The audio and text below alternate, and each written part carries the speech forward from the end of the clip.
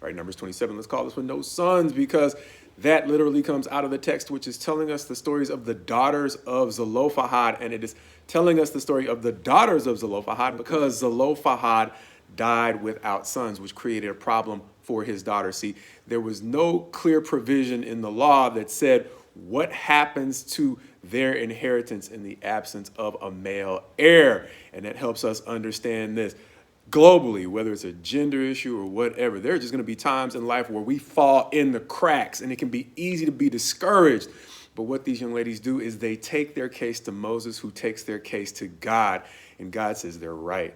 It's not right that they should lose their inheritance simply because there is no male heir.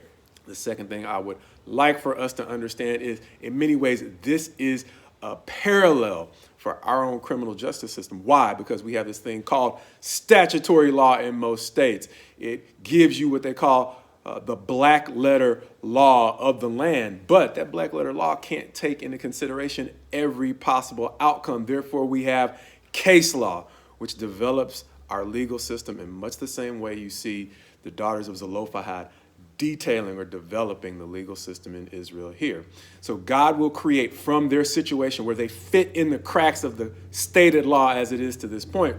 He's going to create a principle going forward for all families in Israel. And so understand, there are times when you fall through the cracks. Sometimes it can be because God will plan to do a new thing through you, where he will take care of a larger group of people based upon the way he deals with your situation. So we can innovate. As a matter of fact, a lot of the foundation for innovation is the absence of something that already meets a need. And so we can see it in situations where we see how Amazon has blown up because they delivered a service that was uniquely fit for the pandemic. And it goes on from there. The history of many of our large corporations comes from people seeing an unmet need and stepping in to fill that void. And so in many ways, that is what the daughters of Zelophehad do for Israel's legal system. So in many ways, not only does Israel have the daughters of Zelophehad to thank for helping develop their legal system, because America's legal system functions in much the same way, we can thank them as well. But it's not only the absence of sons, it is the presence of sons that's an issue in this chapter. Why? Because Moses did have sons, but they were left out of the chain of leadership. Joshua was going to be his heir apparent, and that is what we see at the end of this chapter.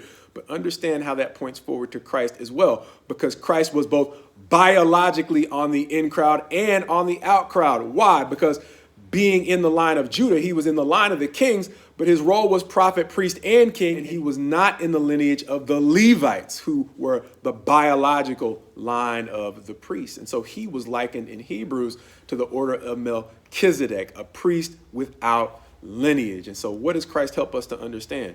He helps us to understand that whether or not you are biologically in line for the role of greatness or left out, it has everything to do with what helped him to distinguish both roles, or every role he fulfilled. And that is his integrity and his excellence, among other things. And so that is the same question that we have, whether we feel left out of a line of progression that we think should naturally fall to us, or we are being pushed into a role we don't necessarily feel fit for. In a lot of ways, it goes back to what we saw out of the children of Israel at the very beginning in the story of the Exodus, when, going back to Genesis, they were shepherds, and shepherds were looked down on in Egypt. But they became so successful that what was uncool actually became a thing. We talked about that before. And likewise, in this situation, there are plenty of people in the life of Christ who look down on him because of his birth. But because of his excellence, he elevated the status of every role he was called to, whether it was by biological lineage or not. And so that is the dilemma or the question for us. Each of us is going to have an opportunity, whether or not we are falling in a line of natural succession or we are being put in to a role from outside the standard expectations of what the leadership in that situation should be. Each of us is going to have an opportunity to elevate the status of what we do. And much like Christ, it's going to have everything to do with our excellence and our integrity. And of course, integrity and excellence are not the only ways to build an empire, a legacy, a reputation, et cetera, but they tend to be the only ways to actually build it with genuine peace of mind, without having to constantly look over your shoulder to wonder whether or not consequences are catching up with you, which is why we often say his best to you as you go forward in him.